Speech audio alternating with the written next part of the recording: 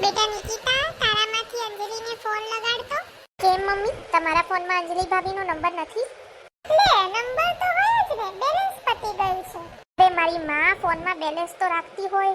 એ તો ચાલ્યા કરે. શું ચાલ્યા કરે? ઘડીકમાં બેનપણીને, ઘડીકમાં માસીને, ઘડીકમાં નાનીને આખો દિવસ ફોન જ કર્યા રાખે છે. જ્યાં સુધી બેલેન્સ પતતું નથી ફોનમાં, ત્યાં સુધી તું ફોનને શાંતિ નથી લેવા દેતી.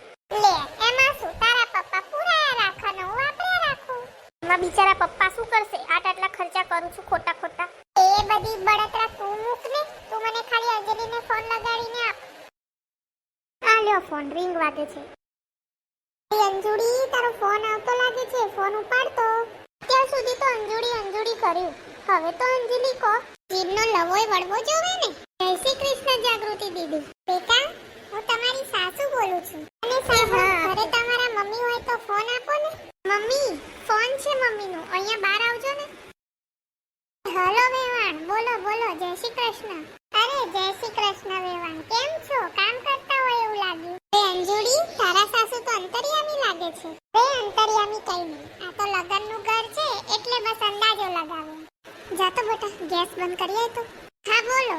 હું એમ કહું છું કે હવે કમ ઉડતા ઉતરી ગયા છે અને અમારી નિકિતાની કોલેજમાં રજા છે, તો આજે મોડિયા ચૂંટણીનું કામ પતી જાય એટલે અંજલિને મોકલજો.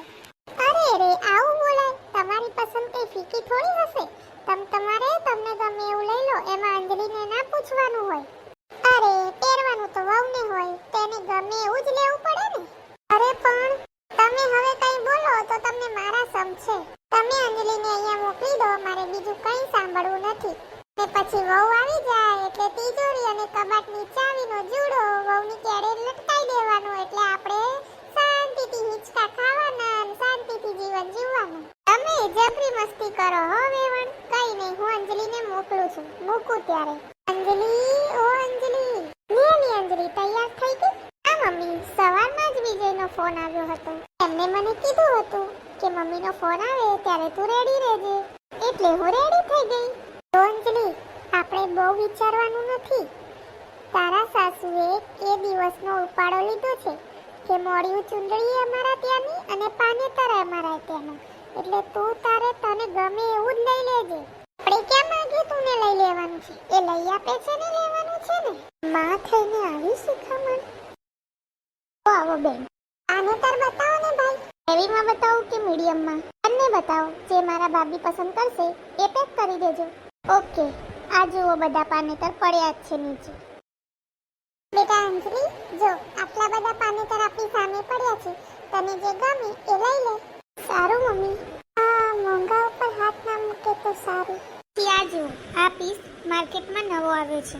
ભાઈ પહેલા તમે આ બધું સાઈડમાં કરાવી દો ને એને બતાવી દો, કારણ કે પછી સૂઝતું નથી કે શું લેવું. સારું બેન. બા બોલે છે પણ બીજું અને કરે છે પણ બીજું. હવે શું કરું કઈ સમજાતું નથી. જો મોંઘા ઉપર હાથ મૂકીશ તો એમ કહેશે દૂધની સોડી બસમાં પડી, અને જો સસ્તા ઉપર હાથ મૂકીશ તો એમ કહેશે ખાખરાની ખિસકોલીને દાડમના હવાજમાં શું ખબર પડે. પણ અમને તો કીધું છે કે બધાને પગાર વધાર છે, તારે જે લેવું હોય તે લઈ લેજે. બેટા અંજલિ, મન નથી માનતું તો આપણે બીજે જઈએ, અહીંયા બધી બહુ દુકાનો છે. ના બા, એવું નથી, અહીંયા પણ બધું સારું જ છે. ભાભી, તો પસંદ કરો, હું તમને મદદ કરું. હા બા, આ કેવું લાગે છે? તમને આ કેવું લાગે છે? એકદમ ફાઇન. પણ બેટા, આ તારા ઉપર બહુ સારું નહીં લાગે, મને તો રેડ કલરનું ગમે છે. પણ બા, મને તો આ ગમે છે. મમ્મી, તમે આ શું બોલો છો? ભાભીએ જે પસંદ કર્યું છે સારું તો છે. એ મને ખબર છે, પણ એ બહુ મોંઘું છે એટલે હું ના પાડું છું. ભાઈ, તમે આ મૂકીને નીચે વાળું પેક કરી દો. બા, તમારે તમારી જ પસંદગીનું લેવું હતું તો તમે મને અહીંયા શું કામ બોલાવી? કઈ નહીં, છોડો, ચલો આપણે ઘરે જઈએ. અને હા બા, હવે તમે તમારી પસંદગીનું લઈ લેજો, હવે હું સાથે નથી આવવાની. હાલો વિજયના પપ્પા, તમે ફટાફટ ઘરે આવો અને વિજયને પણ લેતા આવો. કીધું ને તમે ઘરે આવો, ફોનમાં લખ મૂકો. આ તો આપણે પહેલા આવીને બેઠા છે. કે તું જે બામની સીસી લેતી, મારું માથું બહુ દુખે છે. તે મને અહીંયા શું તારું માથું ચોડવા બોલાયો છે? એ મારું કામ મૂકીને આવે છું, મારા અડધા દિવસનો પગાર કપાઈ જશે. તો વાતની એક વાત કે મારે આ વ્યવહાર રાખવાનું થતું નથી. શું? પણ મમ્મી શું કામ? અંજલિથી કઈ ભૂલ થઈ ગઈ? મેં જેને કીધું તું કે તને જે ગમે એ લઈ લેજે, મમ્મી તો ખાલી પૈસા ચૂકવવા સાથે આવે છે. મેં ગયા હતા સાડીની દુકાને સાડી લેવા, બરાબર છે? તો મેં ખાલી એને એટલું કીધું, જે એને સાડી ગમાડી, તો મેં એમ કીધું કે મને બીજી સાડી ગમે છે તો આપણે એ લઈ લઈએ. તો એને ગુસ્સો આવી ગયો અને કહેવા લાગી કે હવે તમે જ લઈ લેજો, મને પૂછતા નહીં. મને શું કામ પૂછ્યું? તમારે તમારી જ પસંદગીનું લેવું હતું કે આવું મને બોલી છે. વાંક તારો જ છે. તને વેવાણે કીધું તું કે તમને ગમે લઈ લો, તો તારે વહુને તેડાવવાની શું જરૂર હતી? ગામના મોઢે ગયણા ના બંધાય. આખું ગામ પોતાની વહુઓને ખરીદી કરવા લઈ જાય છે. આખું ગામ જાય ભાડમાં. તમે હાહુ જ મીઠાના તાઈની છો. એનથી એ મીઠાની તારના તમારી હાહુના દોઢ ડાયા દીકરા. એ તો એ અંજલિ આપણા ઘરમાં નહીં જ, નહીં તો તમે મને જીવતી નહીં ભાડો. ચૂપ. માં એ છોકરીનો શું વાંક છે? હરતી ખેલતી કૂદતી રમતી એ છોકરીનો શું વાંક? એને હજુ એના ઘરનો ઉમળો પણ નથી ઓળખ્યો. એને બિચારીને દુનિયાદારીનું ભાન નથી, શું લેવું ના લેવું એની ગતાગમ નથી પડતી, ને એને તમે પહેલા આગળ કરો છો ને પછી વાંક દીકરીઓના કાઢો છો. છોકરીના બાપની કે છોકરાના બાપની આબરૂનો વિચાર કર્યો? મોટા ભાગમાં વ્યવહાર તોડવામાં 3 કારણ જ જવાબદાર હોય છે. 1.